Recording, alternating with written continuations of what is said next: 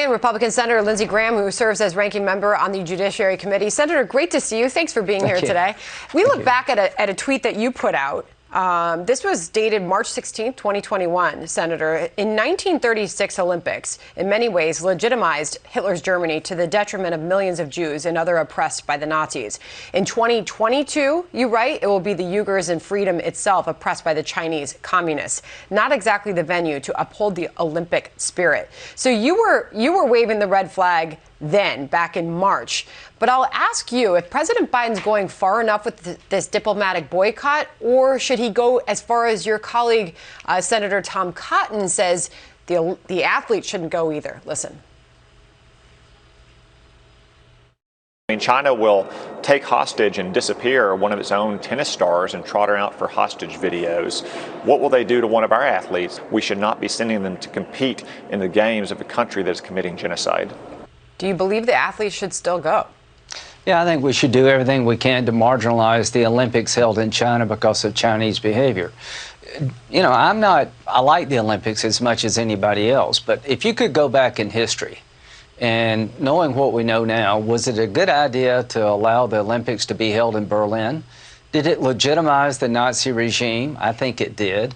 If I could go back in time, you know, Jesse Owens would not be the star we know today, but if the world had stood up to Hitler and said to him, we're not going to come to your hometown and play with you while you're putting Jews in bad conditions and taking territory around you. So here's what I think China needs to understand, that if you want to be recognized by the world in a good fashion, you have to do good, not bad. Quit destroying their agreement you made with Hong Kong. When the British left Hong Kong and turned it back over to China, there was an agreement to allow democracy to flourish in Hong Kong. They've broken that agreement. They have disputes with their neighbors like Vietnam and the Philippines, and they're using military force, the threat of it, to make a territorial claim. They're talking about invading a democracy called Taiwan that we've stood behind for all these years. What's at risk here? If we don't stand up for Taiwan and the Ukraine, then we're really not standing up for democracy. The Ukrainians gave up nuclear weapons in the late 90s with the understanding if they give up their nukes, the world will guarantee their territorial integrity. So what does it matter to you if Putin goes in the Ukraine? It sets in motion people taking property of others by force of arms. What does it matter when a mob comes into a store and cleans the place out and nobody gets prosecuted?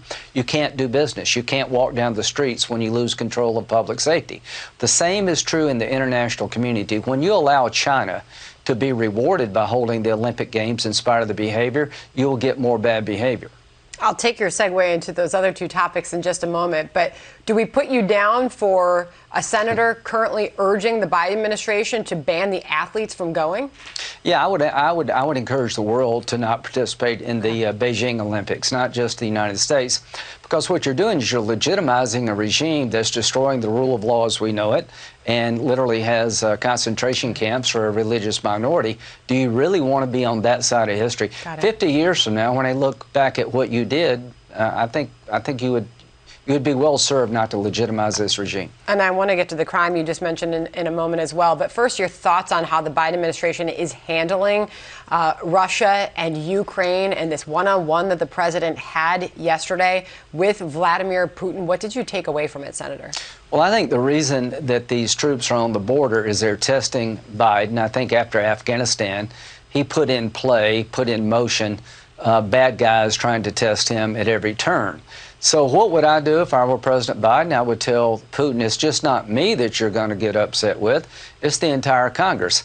This is one area where Republicans and Democrats can work together. Democrats wanted to invade Russia when they thought they were meddling in the election. They're pretty quiet now when it comes to the invasion of the Ukraine. But I do believe there's wide bipartisan support to hit Russia hard, to annihilate their economy if they did invade the Ukraine. And if I were President Biden, I would enlist the Congress to give him some juice he doesn't have today, to let Putin know it's just not me upset with you. So I'm going to work on a resolution laying out what Congress should do if there's an invasion, to let the Russians know you're just not dealing with Biden here, pal, you're dealing with the entire federal government. Very interesting, getting ahead of it compared to where we were after the Afghanistan withdrawal, when we saw bipartisan support in Congress for an investigation into how that was so botched.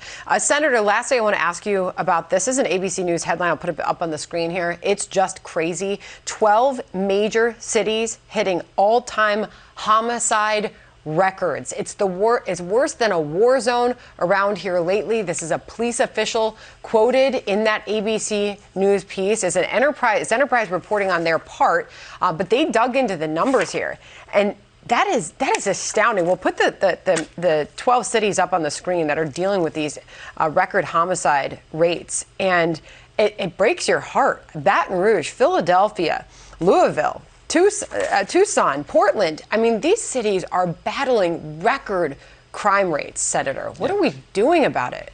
Well, the people in charge of the cities have sent a signal to criminals that you can pretty well get away with it. When you condone lawless behavior, you get more of it. Can you imagine the Russians threatened the Ukraine when Ronald Reagan was president, or Donald Trump?